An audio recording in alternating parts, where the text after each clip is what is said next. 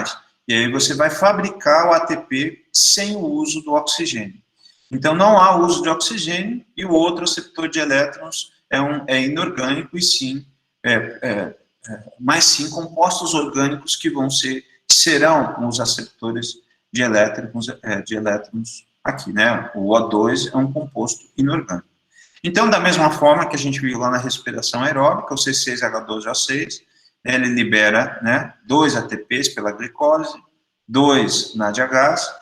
Esse ácido pirúvico, né, ó, 2 moléculas, era 6, ficou 2 de 3 carbonos, ele libera CO2 e gera agora na fermentação, de uma maneira bem mais simples, 2 NADH2, né, forma 2 NAD, né, captura energia, porque houve uma quebra, né, era de 3 carbonos, ó, reparem que ele ficou com 2 carbonos, e gerou um álcool, gerou o etanol. Então, esse é um dos tipos de respirações que existem anaeróbicas dos seres vivos, onde o produto é diferente, né? O produto agora vai ser etanol, ou vai ser o ácido lático, então a gente vai chamar de fermentação lática, né? O ácido propiônico, ácido acético, né? Então, você vai ter a fermentação alcoólica, que vai gerar, né? Essa representação aqui é a primeira representação dessa respiração anaeróbica, onde a partir desse substrato, né, do ácido pirúvico, gerou o etanol e liberou CO2. Então, tanto na respiração aeróbica quanto na respiração anaeróbica, vocês vão ter como fonte, né, de açúcar a glicose. Então, existem transformações prévias de outras fontes que podem gerar essa glicose para a ocorrência dessa primeira etapa da reação, que é a glicólise, né? Lembrando que proteínas podem gerar essas moléculas com fontes de energia, lipídios podem gerar essas moléculas com fonte de energia para serem transformadas e gerarem esses produtos. O produto da reação anaeróbica é um pouco diferente do que a gente viu anteriormente, né? Então, quando eu falei das 3 etapas da respiração aeróbica, a gente viu de transformações de redução de moléculas, retirada de hidrogênio, retirada de oxigênio para liberação de energia e produção de um saldo positivo de moléculas que no final se converteram todas em moléculas de ATP. Tanto o FADH2 quanto o NADH se converteram em moléculas de ATP, tá? Então, aqui a fermentação alcoólica, né, voltando aqui, eu tenho a partir desse substrato, que é uma molécula de glicose, gerou 2 moléculas de etanol, mais 2 moléculas de CO2, mais 2 ATPs. O ATP, que é o objetivo da fermentação. Se não tem um oxigênio, o micro-organismo, né, a levedura ou a bactéria, vai usar essa energia para as suas funções metabólicas. E gerou algo aqui, gerou um outro composto, oriundo dessa catálise, dessa quebra da molécula de açúcar, né, que a gente já tinha falado de catálise, catabolismo na última aula. O outro tipo de respiração, que a gente chama anaeróbica, é a fermentação chamada lática, onde o açúcar, né, a lactose, né, o açúcar do leite, ele se transforma em uma molécula de glicose, sofre a glicólise, né, e no final vai produzir, ao invés do etanol, aqui, ó, a diferença, vai produzir 2 ácidos láticos, né, porque eram 6, e aqui vai ser 3 e 3, e 2 ATPs, né, 2 moléculas de energia. Então, existem bactérias e fungos que são utilizados para a fabricação de queijo, fabricação de iogurte, que vão gerar esse ácido lático, que vão gerar esses produtos. Então, é através da fermentação lática que a gente tem lá os vários produtos e subprodutos lácteos que a indústria utiliza, a partir da lactose, da fonte de açúcar do leite.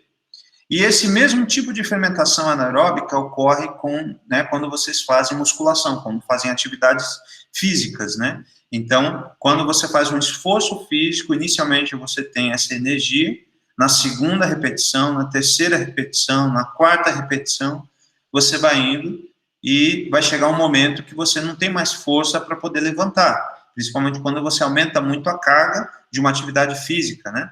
E isso vai fazer com que haja uma queima dessa célula. Essa queima da célula, ela pode...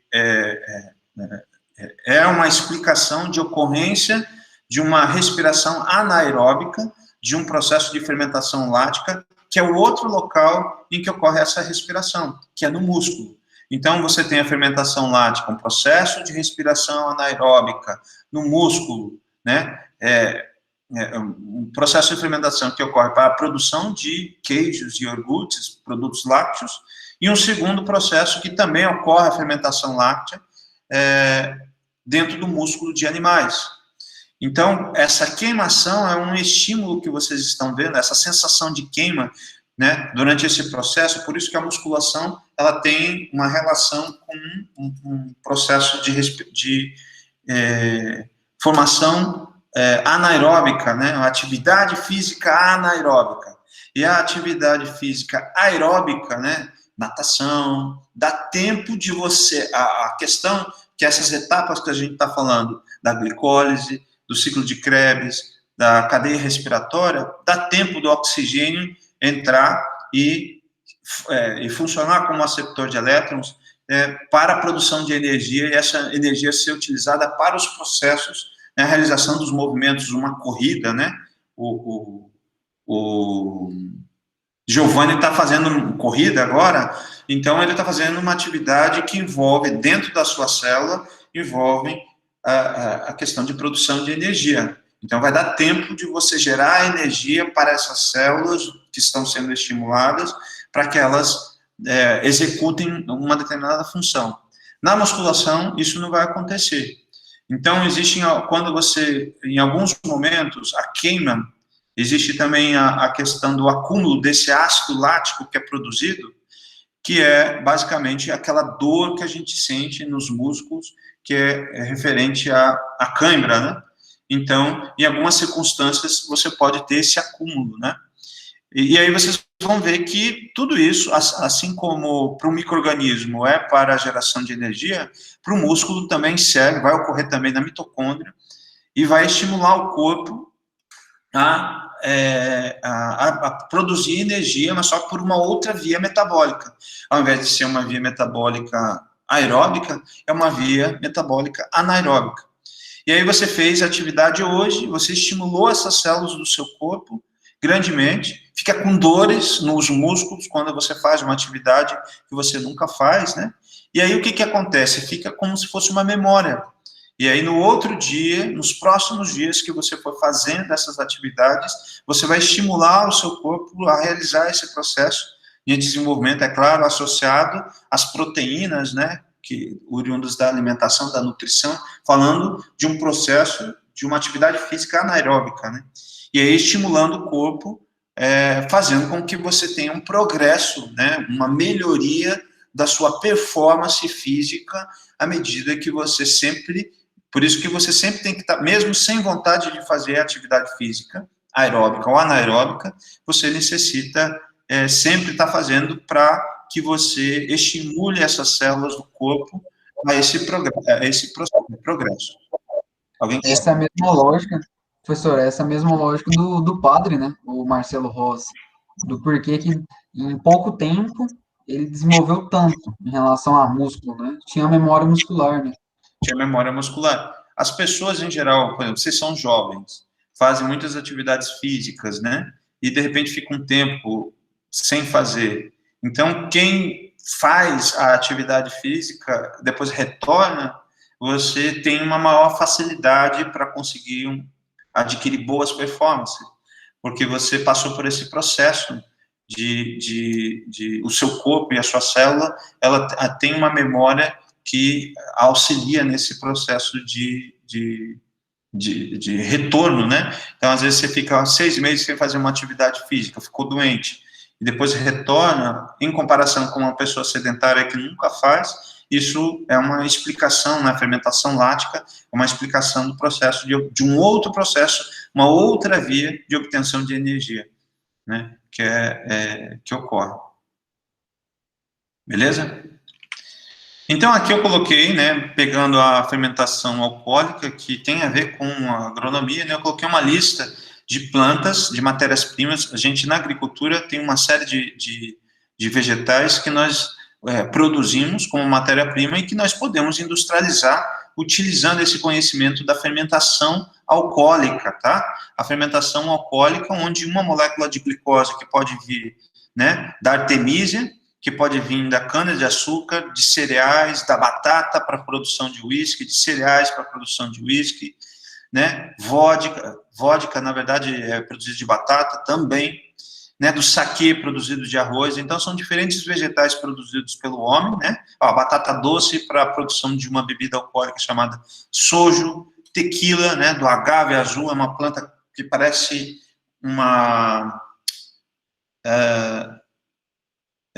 um abacaxi, né? A estrutura, ela lembra um pouco do abacaxi, é parente, né? Do abacaxi, das bromélias, né? Então, em locais que são muito secos, em alguns países eles desenvolveram essas bebidas com diferentes teores alcoólicos. Então, a glicose, oriunda dessas diferentes plantas, ela vai produzir 2 moléculas de etanol, além de liberar o dióxido de carbono, CO2, e produção de ATP. E essa é a reação que ocorre para a produção de todas essas bebidas alcoólicas. E, tanto para a produção de absinto, cachaça, gin, rum, etc. Fungos, né, e bactérias são responsáveis, né, por essa fermentação alcoólica. Existem, né, no passado, né, algumas pessoas fabricavam bebidas, colocavam as garapas, igual que a garapa usada para cachaça, e o melaço para a fabricação de rum. Você tem a fonte desses micro-organismos, dos fungos e as bactérias, o cuspe, como sendo o cuspe das pessoas, em cima desse caldo, né, em cima desse líquido. Uma vez, tem uma disciplina chamada tecnologia de produção de alimentos. Eu fiz, na época da faculdade, eu me lembro que a gente usou suco de uva para a fabricação de vinho, mas só que a gente não fez, não inoculou. Ele comprou a cepa, né, você sabe que a Saccharomyces cerevisiae, né? Saccharomyces, ela pode ser utilizada, é um tipo de levedura utilizada, que a gente usa para a fabricação de pães, né? Aqui que eu coloquei aqui, ó, na indústria. Onde que tá? Eu esqueci, não sei onde que tá aqui. Aqui. Na fermentação lática, o Saccharomyces que é utilizado, ele também pode ser utilizado para fabricação de álcool. Só que porque o substrato é diferente, então vai gerar um produto diferente. Se o substrato for um açúcar, ele vai gerar álcool. Então, a gente sabe que pão, a gente compra lá o fermento biológico, a gente coloca, aqui na fermentação alcoólica, o Saccharomyces cerevisiae, coloco na fonte de açúcar que está lá, né, no glúten do trigo, né, ele vai produzir a bolinha que fica na massa, que faz com que a massa fique fofa, é o CO2 que está sendo produzido. O álcool, como eu aqueço a massa, o álcool é perdido na fabricação do pão, né? E o ATP, que é utilizado pelo micro-organismo para que ele se multiplique e desencadeie essa reação de transformação desse açúcar que está contido nesse pão. Então, você tem esses organismos, você pode... Eu me lembro que quando eu fiz, né, voltando na disciplina, o vinho, a gente adicionou um pozinho para que esse pó é uma forma de você veicular a levedura para que ela fizesse a transformação e produzisse o vinho. Então, você pode comprar, é claro que às vezes você tem as cepas desses micro-organismos que são comercializados, que são as chaves do sabor, são as chaves, e a explicação do porquê que a bebida é tão cara, né? Então, passaram-se anos e anos e anos nessas regiões, desses países do mundo, em que as pessoas que criaram essas bebidas, frutos dessa transformação, elas tiveram um isolado que só existe naquela região, né, uma região da França, né, que vai produzir aquele vinho específico, né, uma bactéria nativa daquele local, aonde eles isolaram e aí utilizam, que é a chave desses vinhedos, dessas vinícolas, né, para a produção dessas diferentes bebidas, né, que nós encontramos. E reparem as diferenças, né, que vocês vão encontrar dos países, né, que desenvolveram, que são mais comuns, né, a questão, né, dessas diferentes bebidas. Então, todas frutas do processo de fermentação alcoólica, tá? Então, dessas fermentações, nós temos aqui agora fazendo, né, adicionando um pouquinho mais, né, nós temos a fermentação alcoólica, onde você tem como matéria-prima um piruvato oriundo, é o ácido piru oriundo de uma fonte de açúcar, que vai gerar 2 etanóis, 2 CO2 e 2 ATPs. No caso de um outro tipo de respiração sem oxigênio, que a gente chama de respiração lática, o piruvato, ou ácido pirúvico, né, ele vai gerar 2 ácidos láticos e 2 ATPs. E aqui, no caso da fermentação alcoólica, ela é feita, né, por bactérias e fungos, os panifícios, né, escrevi errado aqui, bebidas alcoólicas, são gerados a partir disso, os biocombustíveis também, né, lembrar que o álcool, ele, em comparação com o álcool, com as fontes de energia que a gente tem originárias de fósseis, por exemplo, a gasolina, ele libera menor quantidade de carbono para a atmosfera. E isso por isso que ele sempre existe um grande estímulo mundial para você produzir como fonte de energia os biocombustíveis, né, de diferentes plantas, da mamona, plantas que existem, né, da batata, por exemplo, o álcool nos Estados Unidos é produzido da beterraba. Então, ele é um biocombustível. Tem grandes áreas produzidas para alimentar, para misturar junto com os combustíveis para a frota de veículos americana. No Brasil, a gente tem um grande uso em cima da cana-de-açúcar como um biocombustível. Mas existem outros projetos para outras fontes de energia oriundas desse processo de fermentação alcoólica veiculada por bactérias e fungos. A fermentação láctica, como eu falei para vocês, aqui as bactérias, fungos e animais, né, lembrando da história da musculação. Então, o piruvato sempre, reparem, nas 3 tipos de fermentações, você tem o piruvato como um intermediário, oriundo, né, da quebra do açúcar, do C6, que ficou 2, né, 2 moléculas com 3 carbonos, e aqui o produto da reação gerou 2 ácidos láticos e 2 ATPs. Então, são bactérias, fungos e animais, né, que estão relacionados com a fermentação lática, como expliquei para vocês, gerando, né, produtos lácteos, né, gerando os processos de hipertrofia, né, de anabolismo muscular, crescimento muscular.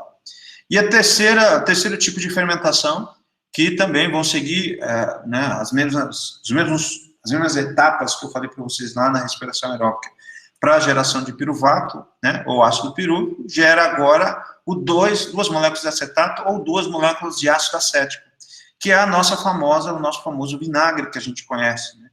É claro que existem algumas plantas que também produzem ácido acético, né, mas 2 ácidos acéticos mais 2 ATPs, e isso é feito por um gênero específico de uma bactéria chamado de Acetobacter, né, que vai gerar o vinagre. Por isso que às vezes as pessoas falam, o vinho, quando você deixa em contato com ar, ele vai oxidar. E no ar existe essa bactéria, Acetobacter, em que esse vinho ele transforma o vinho em vinagre. Por isso que você tem o vinho produzido a partir do vinagre. Então, vocês vão ter esses 3 tipos de respiração e olha só que interessante. Vamos comparar. Tanto na fermentação alcoólica, quanto na fermentação lática, quanto na fermentação acética, formam-se quantos ATPs? Em qualquer um forma 2 ATPs. E olha quantos ATPs são formados, né, 34, 36 a 38, pela respiração aeróbica.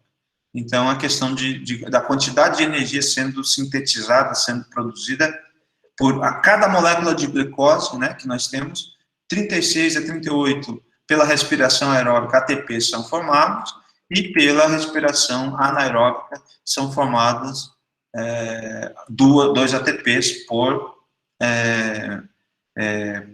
glicose que foi quebrada, né? A matéria-prima é a mesma, tanto na respiração aeróbica quanto anaeróbica. E aí, existe um outro tipo de respiração, né, fora essas 3 anaeróbicas que eu coloquei aqui para vocês, que é a metanogênese, né? A metanogênese, né, ela vem de um processo de síntese do metano, né, CH4, né, que é o metano. Então, ela é considerada uma etapa final do processo global de degradação, que a gente chama anaeróbica dos compostos. Lembra que eu falei para vocês Então, as nossas moléculas, os carboidratos, o açúcar, o papel é um carboidrato, a madeira é um carboidrato, existem várias fontes de carboidratos, várias fontes de proteínas, várias fontes de gorduras, em que elas sofrem o que a gente chama de hidrólise, né? Elas se hidrolisam, então elas têm algumas enzimas extracelulares dentro dos seres vivos que transformam esses carboidratos em açúcares mais simples, açúcares com menor quantidade de carbono. E aí esses açúcares podem desencadear a etapa final, a formação da glicose, que seria o açúcar mais simples que nós teríamos, o C6H12O6, que vai produzir o piruvato, né? Então todos eles podem formar, né, aqui numa etapa que a gente chama de acidogênese, formar o piruvato. No caso das proteínas, né, o piruvato, que depois, na metanogênese, ele pode gerar o ácido acético, o acetato, e como produto, né, ele libera hidrogênio e CO2, gerando também formiato e metanol, né, e aí é um tipo de álcool que pode ser utilizado para o processo anabólico. Então, e todos esses processos, esses três compostos, eles podem gerar aqui tanto o dióxido de carbono, o CO2, como o metano, o CH4, e isso é chamado de metanogênese. Então, são diferentes vias, desculpem, para a produção do metano. Então, essa aqui do carboidrato, aqui dos aminoácidos, né? Então, as proteínas gerando aminoácidos, que gerou, né, amônia, e aí, em cima desse, ou aminoácidos peptídeos, vocês podem ter substratos acetogênicos, o lactato, buritato, propinato, o succinato, o etanol, né, que pode ser transformado depois em formiato para a geração do metano. As gorduras, que produzem glicerinas e ácidos graxos, são substratos para a produção de etanol pela acetogênese, né, passando aqui para a formação do metano. Então, a metanogênese, né, que diz respeito ao processo de formação desse metano, né, ele tem como substratos tanto carboidratos, proteínas e gorduras e diferentes moléculas que são quebradas, que são transformadas pelas etapas de acidogênese, né, a acetogênese e a própria metanogênese. E aqui, de uma maneira diferente, ainda fechando essa ideia em que o aceptor de elétron é diferente do oxigênio, né, a metanogênese seria um tipo de processo de degradação anaeróbica, né, respiração anaeróbica, onde vocês têm algumas moléculas que são formadas, né, a redução, né, do sulfato, né, e a redução do nitrato, que a gente vai estudar isso nos ciclos biogeoquímicos, a gente vai falar o ciclo do nitrogênio, o ciclo do enxofre. Então, isso aqui é um processo do metabolismo microbiano, do metabolismo anaeróbico, né, seguindo outras vias diferentes das vias de fermentação lática, fermentação alcoólica, né, e fermentação acética, né, que a gente comentou. Então, nessa metanogênese, ela é uma etapa que tem também uma aplicabilidade prática, que é a questão da produção de energia, energia elétrica, ou energia, ou biofertilizantes, ou energia para frota de veículos, né? Então, porque vai produzir etanol. Então, você tem resíduos, né, de animais e plantas, né?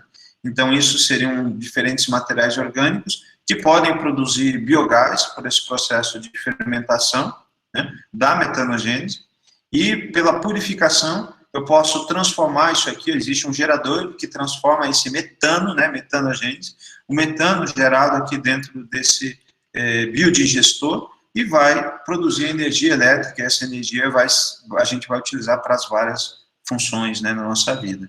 Então, além disso, esse metano, ele pode depois ser utilizado purificado para fabricação, né, de gás natural, para ser utilizado para frota de veículos, né, e consequentemente, a gente tem uma via mais sustentável de uso de recursos, né, dos resíduos orgânicos, né, a gente falou, vai ter uma aula só sobre material orgânico, E a gente vai falar um pouco sobre a importância disso envolvendo a questão da agricultura.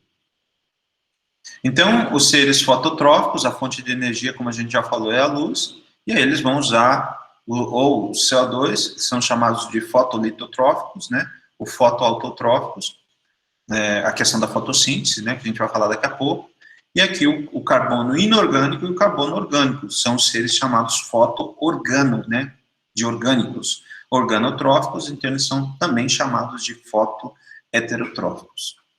E aí os micro-organismos do solo que utilizam compostos químicos são chamados de quimiotróficos, eles podem usar compostos inorgânicos, que são os quimiolitotróficos, ou quimioautotróficos, ou carbono orgânicos, quimio-organotróficos ou quimio-heterotróficos, né, similar a essa classificação desses grupos de micro-organismos do solo. A fonte de energia ou é a luz, fototróficos, ou a fonte de energia é química, quimiotróficos. Né? Aqui, as classes, né, dos organismos, né, aqui seriam bactérias púrpuras e do enxofre, que são responsáveis por que utilizam a fonte de energia luminosa e a fonte de carbono inorgânica. E aqui, a fonte de carbono orgânica, né, a degradação que a gente viu no slide anterior, na metanogênese, fungos decompositores e simbiontes, né, são os quimiotróficos. E aqui os nitrificadores, as bactérias nitrificadoras que fixam nitrogênio, a fonte de energia é química e a fonte de carbono é inorgânica, né, que é o CO2. Mesma coisa que a gente já mostrou na aula anterior, né?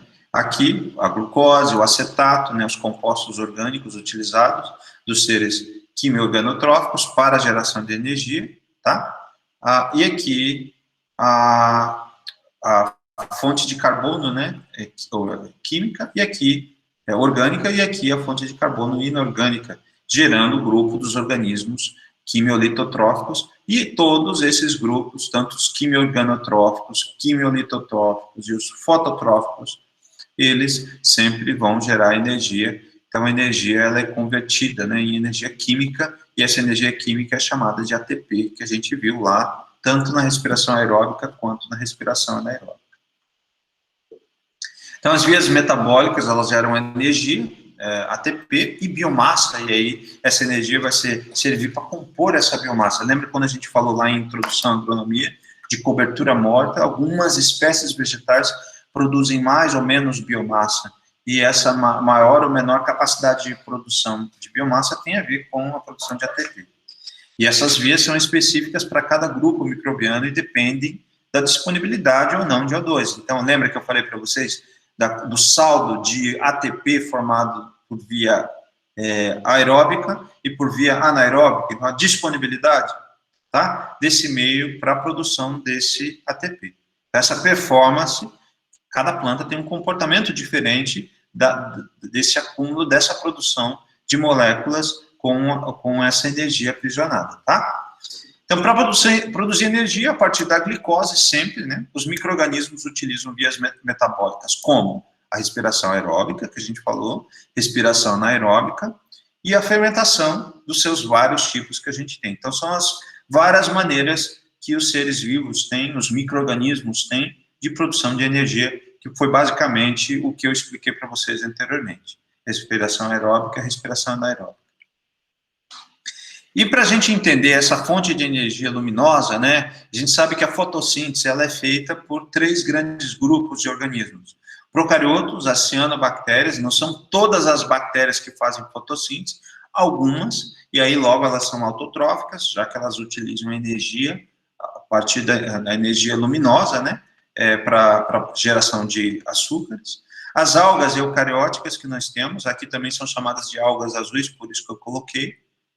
E as plantas, né, são briófitas, pteridófitas, gimnospermas e angiospermas, elas pegam o gás carbônico que está no ar, em presença, né, de luz, né, com 12 moléculas de H2S, e eles vão produzir o açúcar, e esse açúcar que é tão importante para uma outra reação metabólica que a gente falou agora há pouco, falou muito sobre ele lá na primeira etapa da glicólise, né, glicose é o produto da reação da fotossíntese, mais 6 moléculas de água, né, e 12 moléculas de enxofre que são produzidas, né, que é o oxigênio, né, são vias que vocês podem encontrar para algumas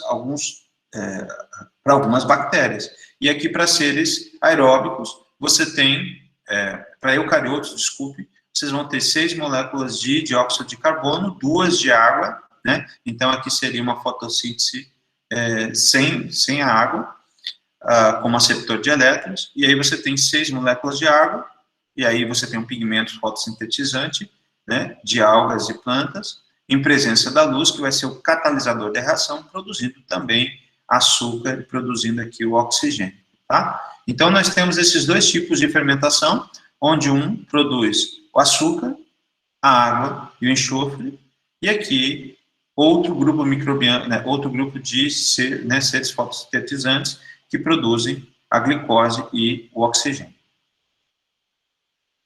Então, a energia pode ser da luz, então, né, o tipo, a classificação do organismo, vou repetindo, né, energia pode ser química, ou a fonte de carbono pode ser moléculas orgânicas ou inorgânicas, e aí nós temos plantas, cianobactérias e algas verdes, são chamadas de fotoautotróficas, né, que seriam as que realizam, né, esse tipo de atividade.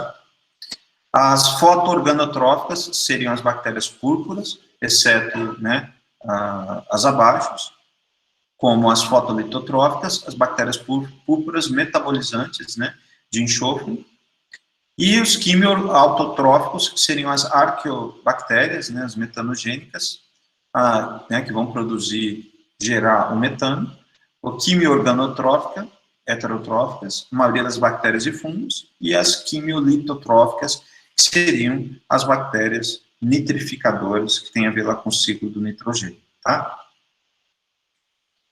Então, da mesma forma, a fonte de energia pode ser química ou através da luz. Se for química, a fonte de carbono pode ser inorgânica, e aí os seres são chamados de quimioautotróficos, bactérias nitrificantes, ou podem ser compostos orgânicos, são chamados de quimioheterotróficos. E aí vocês podem ter respirações aeróbicas e respirações anaeróbicas, né? Com oxigênio, quem são? Os animais, os fungos, vários protozoários, né? E bactérias, e sem oxigênio, utilizando compostos orgânicos, né? Como fonte de carbono, várias arqueobactérias e o gênero Clostridium. E aqui, no caso a fonte de energia luminosa, a fonte de carbono também pode ser inorgânica, o CO2, ou orgânica. E aí, os seres são chamados, né, quem utiliza como fonte de carbono, são chamados de fotoheterotróficos, que são as bactérias verdes, púrpuras e não sulfurosas. E aí, aqueles que utilizam como fonte de carbono inorgânica, o CO2, são chamados de fotoautotróficos, e aí eles podem ou não reduzir, né, o H2O para geração de CO2. Então, se reduz o H2O, a água, né, para gerar a produção de CO2, o que a gente chama de fotossíntese oxigênica, né, para plantas, algas e cianobactérias. E aqui a fotossíntese anoxigênica para bactérias verdes, púrpuras e sulfurosas, né. As rotas metabólicas para aquisição de energia, né, então você tem força redutora, né, e intermediários de carbono para a biossíntese, então tem a luz, o ATP, que é gerado, né, uma fonte de energia que a gente vê de seres autotróficos. Então você tem compostos, substratos, né, que são orgânicos, compostos, né, substratos que são inorgânicos, e esses substratos, que são as fontes de carbono, são utilizados por seres chamados quimiotróficos. Os heterotróficos, eles pegam compostos intermediários, né,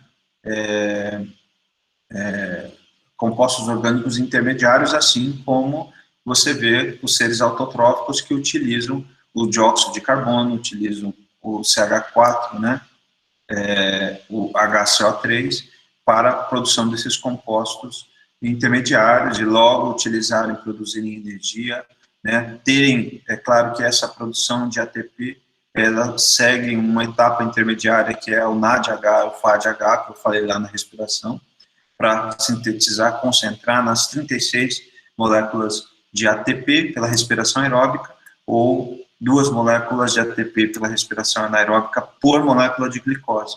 E tudo isso ser utilizado para produção de biomassa, né? Então, aqui seria a questão do carbono, né, sendo utilizado, aqui, de acordo com a legenda, aqui a energia que é utilizada para produzir ATP, energia através da luz, energia através de compostos orgânicos ou inorgânicos, e aqui, tracejados, seriam os elétrons que são transferidos, né, a partir de um substrato, de um composto inorgânico ou composto orgânico, para, no final, gerar, aprisionar energia na molécula de ATP. Tá? Essas seriam algumas das rotas gerais que nós temos desses grupos de organismos fototróficos, quimiotróficos, autotróficos ou heterotróficos. Então, a luz, né, e junto com o CO2, isso para as plantas, existe uma enzima extremamente importante que sem ela, elas não iriam, não iria catalisar, acelerar esse processo de produção de C6H12O6, né? Então, aqui é o fluxo de energia e carbono, e aí isso vai depositar na biomassa, né? E é claro que quando a planta morre, ele fica presente nessa necromassa, e é claro que as raízes, elas fazem essa translocação de nutrientes para a parte aérea, e depois a parte aérea, ela volta, porque ela faz a fotossíntese, ela volta através da energia e carbono para o sistema radicular. Lembrem da batata inglesa, né? Batata doce, batata, né? Órgãos subterrâneos que você tem que acumulam reservas, essas reservas, elas vêm através desse fluxo de energia e carbono que vai ser fixado nessas raízes. E essas raízes, assim como a parte aérea, também liberam energia na forma de carbono. E aí, eles podem, essas raízes ou essa parte aérea pode produzir uma necromassa que é incorporada no solo. A energia é incorporada no solo, os nutrientes que estavam aprisionados na matéria são incorporados nesse solo e isso vai ser reutilizado de acordo com a ciclagem biológica. E esse solo, e aí é claro que essas raízes vão absorver esses nutrientes, né? Essas raízes, elas vão também depositar compostos, né, nessa decomposição, e durante esse processo de atividade em cima de energia, carbono e nutrientes, vocês vão ter organismos que vão agir durante esses processos que a gente falou de respiração aeróbica, anaeróbica, para que a planta consiga reutilizar esses compostos, né, os simbiontes livres, né? E, logicamente, eles liberam CO2, e alguns, é claro que são desses organismos, eles ficam atrelados, eles ficam, biotrofismo significa que o organismo ele só existe, esses simbiontes ficarem fixados às raízes das plantas, como micorrizas, como bactérias fixadoras, FBNs, e podem translocar compostos importantes como fósforo, água, resistência a patógenos, pragas e doenças. E esses materiais que foram decompostos, né, que foram depositados nesse solo, também sofrem perdas, não só os nutrientes, a lixiviação, né, a energia, o carbono, né, os nutrientes eles podem serem lixiviados para o perfil do solo, serem translocados em profundidade, que seria o aspecto negativo que pode ocorrer. Então, esse é o que a gente chama de fluxo de energia do carbono e dos nutrientes do solo, da interação solo, planta e organismos. E, esse slide é um outro resumo do que a gente já falou, né? Então, estou fazendo várias repetições a respeito do processo de respiração. Os seres autotróficos são seres que produzem o seu próprio alimento e eles podem passar por processos de anabolismo, que a gente já falou, e utilizarem energia luminosa e a fonte de carbono, dióxido de carbono. E vocês gerarem, né, vários substratos. Eu falei muito desse substrato que foi o piruvato na respiração aeróbica, mas vocês podem ter os alfa-cetoglutarato, succinil-CoA, oxalacetato, acetil-CoA, organofosforados, E todos esses intermediários, durante os processos de respiração, com, né, a matéria-prima a partir de carboidratos, eles podem gerar polissacarídeos, os ácidos graxos podem gerar os lipídios, né, outros cofatores para as reações, os aminoácidos geram proteínas, né, os nucleotídeos, ácidos nucleicos, e as vitaminas, que são tão importantes, né, para as coenzimas, né, enzimas com, né, vitaminas. E, então, esse aqui é um processo de construção, né, para seres autotróficos, onde eles utilizam esses diferentes bases de intermediários nas reações químicas. No caso dos seres heterotróficos, eles passam por processos de quebra. A respiração é um processo de quebra, onde pegam compostos orgânicos e geram ATP e dióxido de carbono. A gente viu muito isso em várias das etapas dos processos de respiração aeróbica, tá? As enzimas, elas são catalisadoras de reações, e elas aumentam a velocidade das reações de 10 a oitava a 10 a 20ª vezes, né? E os sítios ativos de ligação dessas enzimas, né, eles são conectados com esses substratos. Então, elas, ao mesmo tempo, né, é como se fosse aquele reconhecimento chave e fechadura, esse reconhecimento desses sítios ativos com os compostos, né, que podem acelerar, que podem ativar a enzima quando se conecta com esses sítios ativos, ou inativar a enzima quando não existe esse reconhecimento chave e fechadura da proteína, da enzima, com o substrato, para a geração de produto. Então, se a enzima for inativada, como acontece em alguns processos metabólicos, você tem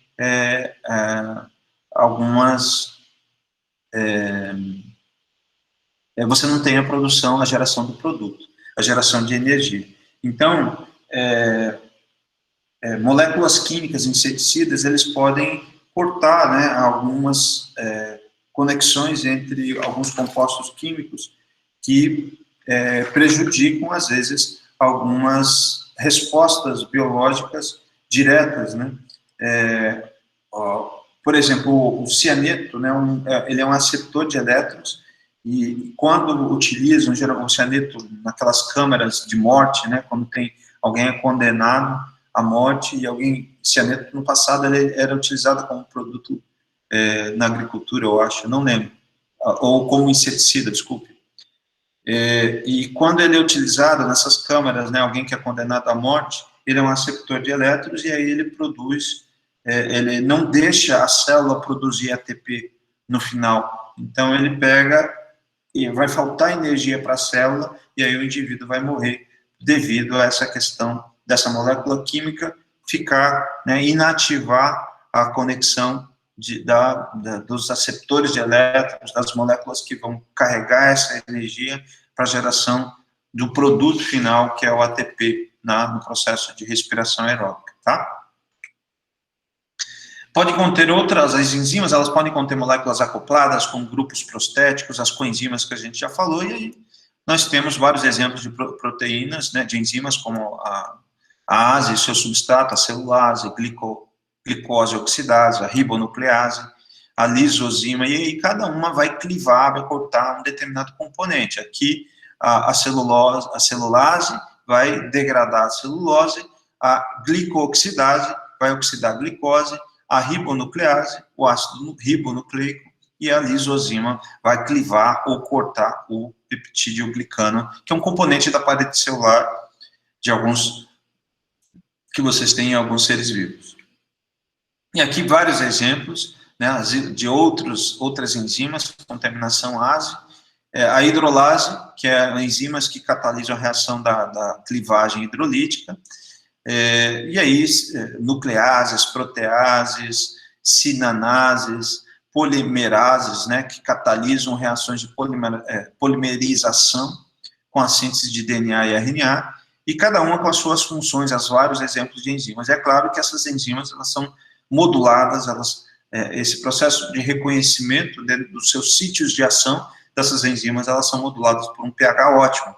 Algumas têm pH de 4 a 5, algumas, como a catalase, né, um ambiente com concentração hidrogênio-iônica de 7, a maltase, né, com 6,1 a 6,8. Então, toda essa ativação, ela está relacionada à questão do pH. E a catálise, que é um processo de quebra, né, dessas enzimas, às vezes toda vez que né, vocês têm enzimas de um determinado substrato é ativado, ele vai gerar algum tipo de energia, e depois essa energia vai ser utilizada para várias funções, à medida que a reação vai se desenvolvendo a partir de um substrato. E, dependendo dessas condições, alguns substratos podem gerar mais energia, né, alguns substratos podem gerar menos energia, como um molde, né, uma quantidade geral, né, durante esse processo de catálise, que é o que a respiração faz, né, a glicólise é uma quebra de carbono, né, quebra de moléculas para liberação, produção de energia, à medida que a reação vai progredir. Aqui vocês têm, né, um exemplo, né, de uma enzima frutose 1,6-bifosfato que se conecta com um sítio ativo da enzima, e aqui ela vai reagir com esse substrato, e no momento que ela reage com esse substrato, né, ela tinha, que seria essa enzima aldolase livre, ela vai gerar esses produtos, que seria o gliceraldeído 3P e o dihidroxiacetona P, que seriam esses dois produtos.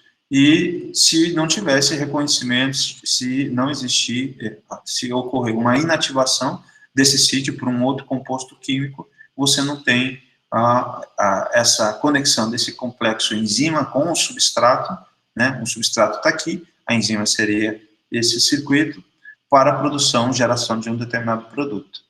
Então, algumas moléculas químicas, quando a gente fala de mecanismo de ação, com fungicidas, herbicidas, elas vão inativar essas ações de alguns compostos químicos nos processos respiratórios, por exemplo, um fungicida na atividade respiratória da mitocôndria, né, dentro daqueles ciclos, né, SDHI é um tipo de mecanismo, é um tipo de enzima que é inibida no processo respiratório de fungos verdadeiros por ação de moléculas dos vários ingredientes ativos que fazem parte desse grupo de mecanismos chamado SDHI.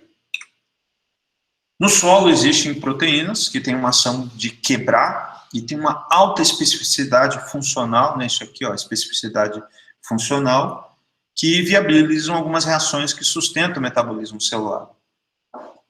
Então, a origem dessas enzimas do solo são de micro-organismos, são de plantas, são de animais, e elas podem ter uma atividade extracelular, serem exudadas, serem liberadas para fora, ou terem uma atividade dentro da célula desses organismos. E quanto à posição de ataque no polímero, né, essas enzimas elas são chamadas de exoenzimas ou endoenzimas. E isso vai ter uma resposta em cima do substrato sobre a questão da velocidade, né, da equação geral, né, da reação química para a geração de um determinado produto. E isso vai ter uma série de características, como especificidade na reação alta, não são consumidas na reação, estão sujeitas à indução e ativação, inibição, desnaturação e biodegradação, e elas têm alta resistência, alta estabilidade térmica e resistência ao ataque de proteases, tá? Então, você tem a célula microbiana, produtora de enzima, ela vai excretar essa enzima, vai absorver numa determinada etapa, ela vai desnaturar, quebrar em partes, e vai biodegradar, porque é feito por um micro-organismo, biodegradar um determinado substrato, gerando um determinado produto, tá? Então, essas seriam etapas dessas enzimas que são sintetizadas por esses micro-organismos. Gente, vocês têm alguma dúvida até aqui? Entenderam a parte da respiração, as 3 etapas que envolvem a respiração, o processo de respiração anaeróbica, processos de metanogênese, né? E agora eu estou explicando para vocês as diferentes enzimas que são sintetizadas e que elas têm um papel fundamental nos processos de transformação dos metabólicos, dos compostos químicos que estão presentes nesse solo, e explicando de uma maneira mais profunda esses processos de degradação de material orgânico, de incorporação desses resíduos, das interações, das diversas interações, das múltiplas interações que ocorrem no solo e desses diferentes organismos que têm diferentes caminhos para sintetizarem, para agirem sobre um determinado substrato. Então, quando se fala sobre ciclagem biológica, então, pense em ciclagem biológica como as diversas maneiras de quebra de produção de energia ligada ao processo de respiração que eu falei para vocês, né? E que isso tem uma relação também econômica, né, com a indústria, com a geração de álcool, geração de vários subprodutos que o homem descobriu lá no passado como explorar e utilizar isso a seu favor, né? Para biodiesel, né? Para geração de compostos, a metanogênese e a geração de metano que pode ser transformado em energia elétrica, a partir da atividade sobre compostos em decomposição, né? Resíduos que eu tenho na minha propriedade, resíduos animais, né? Resíduos vegetais, tá? Então, tudo isso eu gostaria que vocês, né, não sei se vocês estão conseguindo entender direito, mas que vocês levassem em consideração, principalmente a importância disso e esses aspectos técnicos, né, que fazem de vocês, né, quando no futuro vocês forem engenheiros agrônomos, e vocês terem uma bagagem mais profunda a respeito disso. Aqui na microagrícola, provavelmente algumas das coisas que eu estou falando, o professor de bioquímica vai repetir para vocês, mas aqui é uma abordagem mais de aplicação com relação a esse alvo dos micro-organismos do solo. Enzima é importante? Sim. E as enzimas do solo, qual a importância? Então, como eu acabei de falar, decomposição de resíduos orgânicos, a questão da fertilidade do solo, ela tem participação especial com relação a essa disponibilidade desses nutrientes para as plantas, a adubação orgânica, a rotação de culturas, a presença de vegetação na rizosfera, ela favorece a atividade enzimática, podendo ter uma correlação positiva com a produtividade ou a qualidade do solo, tá? Então, qualidade do solo, fertilidade não é só colocar produto químico na planta, né? Não é só comprar fertilizante químico e colocar próximo dessa planta que essa planta vai absorver. Então, a chave disso são essas interações, essas enzimas produzidas por esses micro-organismos, essa população, essa diversidade, né? Se nas aulas passadas várias vezes eu falei sobre diversidade de organismos próximo às plantas, agora estou tentando explicar para vocês o porquê que essas diversidades desses diferentes organismos que vão sintetizar essas diferentes enzimas para realizarem essas etapas importantes que têm a ver com o processo de produção agrícola, tá? Outra importância da enzima do solo é a eficiência no uso de fertilizantes, né? A urease, por exemplo, ela é necessária para aproveitamento do nitrogênio, porém, aplicações incorretas de fertilizantes à base de ureia, elas aumentam as perdas de nitrogênio por volatilização. Então, você gasta dinheiro, coloca no solo, e o seu dinheiro ele se evapora, ele se volatiliza, ele vai para o ar, se transforma em N2. A outra função são os índices enzimáticos, indicadores de qualidade do solo. Então, há necessidade de pesquisas para se estabelecer se índices têm aplicações agronômicas ou não. Alguns indicadores, né, de enzimas do solo, interações entre plantas, estado, óxido, redução, alguns estratificadores ecológicos e indicadores de qualidade do solo, presença de poluentes. Então, a síntese de algumas enzimas auxiliam nessas informações a respeito da qualidade desse solo. Ainda sobre o metabolismo microbiano, o metabolismo se refere a essa obtenção de carbono e energia, que a gente falou muito sobre isso, né? Basicamente todo esse tempo, para crescimento celular, manutenção e sobrevivência. Então, nós temos, basicamente, desse metabolismo microbiano, um metabolismo que a gente chama central. Então, nós temos uma etapa de metabolismo degradativo, em cima da matéria orgânica, liberação de energia, história da catálise, e um metabolismo de síntese, que é um processo anabólico, né, que envolve a questão do consumo de energia.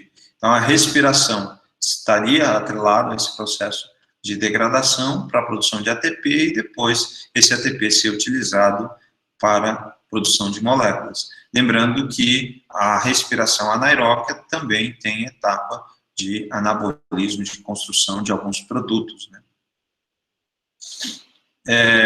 Processos simultâneos são controlados geneticamente por enzimas e fatores externos. Então, você sabe que uma célula de um ser vivo, ela é induzida lá no seu núcleo, o DNA, a transcrever um RNA, ocorrer um processo de transcrição e produzir um RNA mensageiro, tirar ele, sair do núcleo e ir, né, esse RNA mensageiro lá para o ribossomo, e no ribossomo ocorrer a tradução para aí sim expressar a proteína, né, o fenótipo, quando vocês estudam genética, ele é expresso justamente por esse processo, pela produção de proteínas, expressão de proteínas, que elas podem ser reprimidas, você pode impedir com que haja a síntese, que esse processo de transcrição e tradução ocorra, ou você pode induzir. Por isso que você tem indutores de resistência, moléculas químicas que você aplica na planta, que mandam uma mensagem para o DNA produz um RNA mensageiro, o RNA mensageiro vai no RNA ribossomo para sintetizar proteínas, e essas proteínas vão conferir resistência da planta ao patógeno. Então, vocês têm elementos que podem impedir esse processo de transcrição, que podem promover esse processo de transcrição. Então, aqui, ó, a ativação de uma enzima no substrato pode gerar um produto, né? Então, essa enzima vai catalisar sobre esse substrato, sobre esses diferentes resíduos, sobre o piruvato que eu falei para vocês, as várias moléculas que foram transformadas para a obtenção de energia, por exemplo, e ocorrer a quebra, né? A catálise. Ou vocês podem ter compostos que podem inibir, por exemplo, a perda de função catabólica no produto final, né?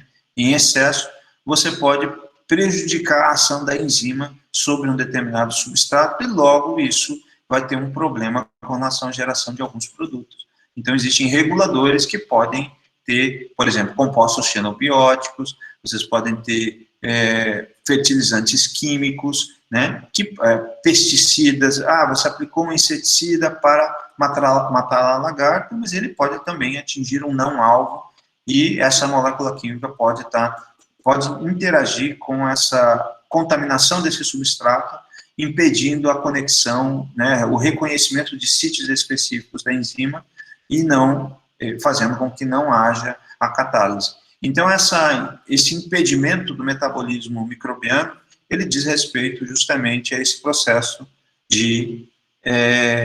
desses compostos que são prejudiciais, que degradam o ambiente agrícola e que vão prejudicar o desenvolvimento, né, da atividade metabólica desses micro-organismos, dessa biodiversidade catalítica, né, com relação à execução das suas funções. E aí eu enumero aqui, repetindo, produtos químicos, né, pesticidas, inseticidas, fungicidas, herbicidas, resíduos de contaminação ambiental das várias categorias, os chamados os compostos xenobiontes, e aí a história das moléculas dos fertilizantes químicos, que também podem impedir com que haja essa catálise e geração de produtos, que a enzima atue, a enzima oriunda desses diferentes organismos, desses diferentes micróbios. Então, esses compostos que são ricos, eu já falei para vocês, o ATP, adenosina trifosfato, o ADP, adenosina difosfato, o fosfoenolpiruvato, a glicose 6-fosfato e as coenzimas acetil-CoA, a gente já falamos sobre esses dois, e acetil-CoA, o NADH, NADH, NADPH, seriam compostos ricos que ocorrem a transferência de energia. E aí vocês têm o armazenamento de energia, né, aqui na questão do ATP, do fosfoacetil-fosfato, aqui o acetil coenzima A, que a gente falou lá no processo de respiração, aqui são representações da molécula, dessas moléculas, né, da glicose 6-fosfato, acetil-fosfato, e é claro que cada uma dessas moléculas, biologicamente, elas acumulam uma quantidade variável de energia. Então, reparem aqui no fosfoenolpiruvato, que tem lá uma quantidade de 51,6 kJ por mol. E aqui, né, que tem baixa energia, seria a glicose 6-fosfato, com menos 13,8. Então, cada molécula, né, lembrando que eu estou falando de energia, lembre da história da quebra, né? Liberação de oxigênio, liberação de hidrogênio, liberação de carbono, durante as fases de respiração, ou aeróbica ou anaeróbica, e nessas fases, a liberação de energia, tá?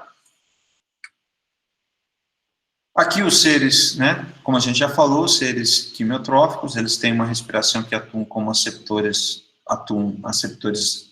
externos de elétrons, que vão ocorrer. Lembre que a fosforilação oxidativa é a mesma coisa que a respiração, a cadeia respiratória, né, a terceira fase da respiração aeróbica. Então, aqui a respiração aeróbica, o oxigênio, obviamente, o aceptor externo, e a anaeróbica, você tem o nitrato, o sulfato e o carbonato, tá? Anotem no caderno de vocês, eu vou colocar lá para vocês.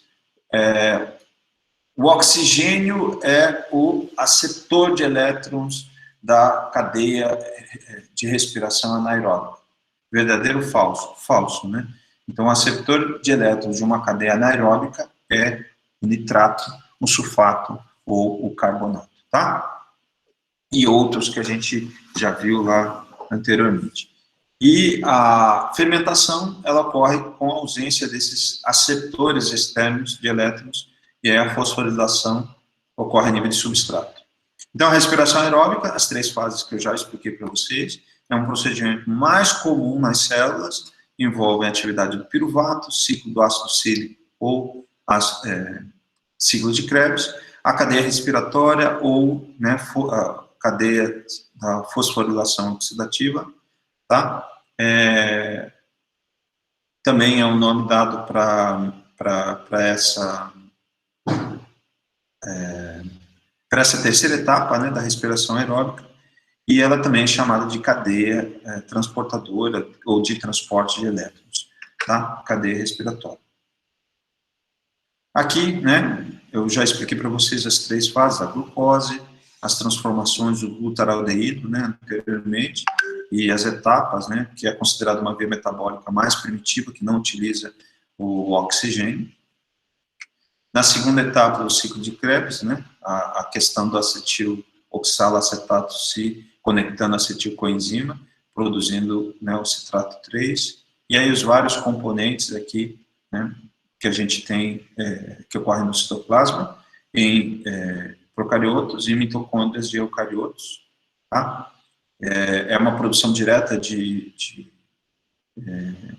GTP, né, guanosina trifosfato, né, que é um equivalente ao ATP. Então, aqui são intermediários, né, para a ocorrência propriamente dita do ciclo de Krebs, né, o piruvato, tudo que eu já tinha explicado anteriormente para vocês. E aqui a cadeia respiratória e as várias etapas em que passam nas membranas, né, em algumas proteínas, a glicose para geração de moléculas de ATP. Né? Dei maiores detalhes até com relação à quantidade de moléculas de ATP lá no início. Aqui a fosforilação oxidativa, né, ou cadeia respiratória é a mesma coisa, e aqui as proteínas, né, as 4, né, proteínas, e depois na 5ª proteína, quando ocorre a entrada do hidrogênio para a geração de energia e formação do ATP. Né? Então, o NADPH e o FADH, quando ele passa por essas proteínas, ele libera elétrons, e aí ele faz com que jogue prótons entre a membrana interna e a membrana externa da mitocôndria, e depois esse hidrogênio começa a haver um monte de carga negativa internamente, e ele atrai esse próton, só que o próton não pode entrar em qualquer lugar, e ele só entra aqui através do complexo 5, né, da proteína do complexo 5 da membrana plasmática, e aí, no momento que ele entrou, passou pela proteína, gerou energia, e essa energia é acumulada na forma de ATP e água. As 3 vias, né, de uma maneira mais resumida, os polissacarídeos, a glicose, o açúcar, né, ele se transforma em um açúcar mais simples. O lipídio, né, também vai formar em glicerol para produzir ácido pirúvico. No caso dos ácidos graxos, vão produzir acetilcoenzima A, são outras vias do metabolismo. E aqui, né, se for no polissacarídeo, vai produzir acetilcoenzima A, e aí ele vai gerar, pelo ciclo do ácido cítrico, ou ciclo de Krebs, a energia. E aí ele passa por essa cadeia transportadora de elétrons dentro da membrana, né, das cristas mitocondriais, ele vai produzir, vai gerar energia e jogar prótons de hidrogênio para fora da membrana, e aí depois ele entra pelo complexo 5, e aí ele acumula na forma de energia e ATP, tá? Para ser utilizado para os vários processos. Aqui, então, ó, na respiração pode ser utilizada a glicose, que a gente mais falou, pode ser usado lipídio, ou pode ser utilizada proteínas. Dessas proteínas, esses aminoácidos podem gerar um intermediário, o ácido pirúvico, e aí, outros intermediários aqui que são utilizados diretamente no ciclo do ácido cítrico, né, ou aqui entre, né, em uma outra posição do ácido, do ciclo de Krebs, em que os aminoácidos são utilizados, tá? Então, aqui o que eu já tinha falado para vocês, os 38 ATPs, né, e aqui um resumo da quantidade de energia sintetizada pela respiração aeróbica, e aqui, né, mais informações sobre a respiração anaeróbica, né, onde o aceptor de elétrons não é o oxigênio. E aí eu começo a falar sobre fermentação da glicose, e aqui a produção, né, reforçando a história, que é na fermentação, você tem um saldo final de 2 ATPs, né, e aqui os vários subprodutos metabólicos da fermentação. Há algumas das características, né, da fermentação, como ácido pirúvico reduzido a ácidos orgânicos, e aqui tudo que eu já expliquei para vocês anteriormente. E aqui um resumo, né, então um resumo das rotas de decomposição biológica de materiais orgânicos do solo, em essas funções, né, de óxido-redução. Óxido-redução, estou me referindo a essa capacidade de doar ou receber, né, quem oxida mais um material, né, tem maior potencial oxidante, tem maior potencial redutor, né, tem maior capacidade de quebra, né, da molécula ao oxigênio, que é, ele está nessa lista porque ele está entre os maiores aqui, por isso que ele é tão importante para etapas do processo de respiração aeróbica. E aí você tem aqui a glicose, que tem o maior poder de doar elétrons, né, por isso que o açúcar é quebrado e a energia depois é acumulada na forma de ATP. Então, isso é, né, os diferentes grupos, né, de organismos que realizam respiração aeróbica, as faixas de energia de potencial óxido redutor que cada molécula tem, e quando você olha nessa tabela, olha nesse fluxograma, você entende o porquê que um componente é mais ou menos utilizado nas reações metabólicas de respiração aeróbica ou anaeróbica. Aqui também é uma outra representação em diferentes tempos do crescimento microbiano em relação ao consumo do substrato, a geração de energia e produtos metabólicos e biomassa. Então, você tem uma célula microbiana em que ela, em presença com substrato reduzido, né, ele, né, produziu energia, ele gerou esses compostos, 38 ATPs, que a gente já viu, por respiração aeróbica. Esse aqui seria o balanço, né, de fluxo de energia, e aqui o balanço de fluxo de carbono. Vários compostos intermediários, componentes celulares, os dióxido de carbono sendo sintetizado, e no caso de outros seres, né, em que vocês têm algumas transformações do oxigênio, né, para a liberação de CO2 com calor, no primeiro tempo, você tem produtos metabólicos que são sintetizados e geram, num tempo N, uma biomassa, né, seria a questão a partir do corpo propriamente dito, né, de um organismo. Tem biomassa microbiana gerada, biomassa vegetal gerada, onde utiliza fontes de carbono, né, que são trabalhadas, e fontes de energia, que são essenciais para a atividade da célula microbiana, tá? Deixa eu ver aqui. Eu vou deixar esses processos microbianos para a próxima aula, para não complicar mais. Eu acho que eu, né, falei, né, muito sobre respiração, sobre metabolismo, basicamente, e aí eu vou deixar para falar mais sobre esses processos microbianos no próximo módulo, né, na sexta-feira que vem, e para não complicar mais. Beleza? Falei demais hoje, vocês devem estar já cansados, né, de me ouvir falar. Alguém tem alguma dúvida, gente? Sim ou não? Trem é que é informação demais, né? Muita, né? Eu tô com medo, por isso que eu falei assim, nossa, eu vou com calma ali, não vou pegar outro caminho, senão vocês vão ficar